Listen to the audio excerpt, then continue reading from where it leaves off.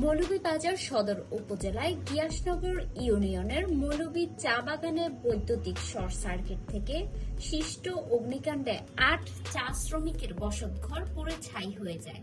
এতে অন্তত ২০ থেকে ২৫ লাখ টাকার ক্ষয়ক্ষতি হয়েছে। মঙ্গলবার রাত ৯টার দিকে মৌলভী চা বাগানের ১ নম্বর সেকশনে স্থানীয় চিকিৎসক ডক্টর রমজান আলীর বাড়িতে আগুন লাগে।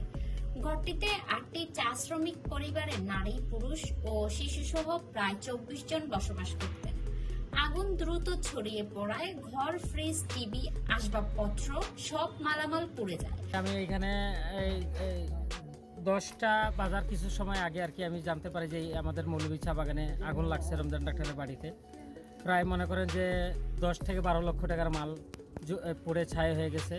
এরপরে ফায়ার সার্ভিসকে কল দেওয়া হয়েছে। এরপরে মনে করেন যে এসে কিছুটাও মানে সহায়তা করতে পারে না আর কি, মানে আগুন লাগার পরে সব কিছু আর কি শেষ। কোনো জিনিসই না, খালি ঘরের ভিতরে যা আছে সব জ্বলছে আর কিছু। একবারে ও কোণার থেকে একবারে ও কোণাতে একবার আইছে, এর বাদে আইছে কারেন্ট থেকে ওই কোণাতে লাগছে। লাগার সাথে সাথে মানে একটা ঘর আগুন হয়ে গেছে।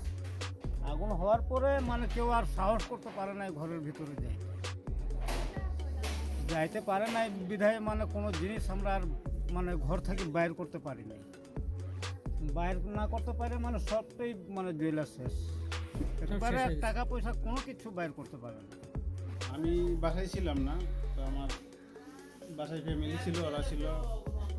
আর সম্ভবত ওই মেন সুইচ থেকে এখানে কারেন্ট মাত্র আসছে, এরকম কারেন্ট ছিল না, পরে আসছে আইসেই মনে হয় কারেন্টটা শুরু হয়েছে এখান থেকেই লাগে আর কি।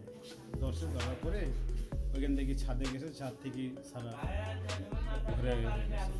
ক্ষয়ক্ষতি তো সব রুমে আমাদের সব ফ্যামিলিরা থাকে, অনেক লোক থাকি আমরা তো অনেক টাকার ক্ষয়ক্ষতি হয়েছে।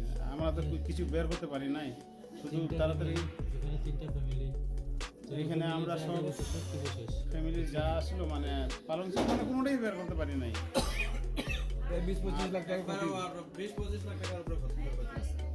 খবর পেয়ে ফায়ার সার্ভিস ঘটনাস্থলে পৌঁছে আগুন নিয়ন্ত্রণে আনে, তবে তার আগে সবকিছু পুড়ে যায়। কোনো প্রাণহানি না হলেও ক্ষতিগ্রস্ত পরিবারগুলো সর্বস্ব হারিয়ে দিশেহারা হয়ে পড়েছে। মৌলভীবাজার ফায়ার সার্ভিসের লিডার মোহাম্মদ হারুনুর রশিদ জানান, বৈদ্যুতিক শর্ট সার্কিট থেকেই আগুনের সূত্রপাত হয়েছে। সদর উপজেলার নির্বাহী কর্মকর্তা মোহাম্মদ রাজীব হোসেন ঘটনাস্থল পরিদর্শন করে ক্ষয়ক্ষতির বিষয়টি নিশ্চিত করেছেন।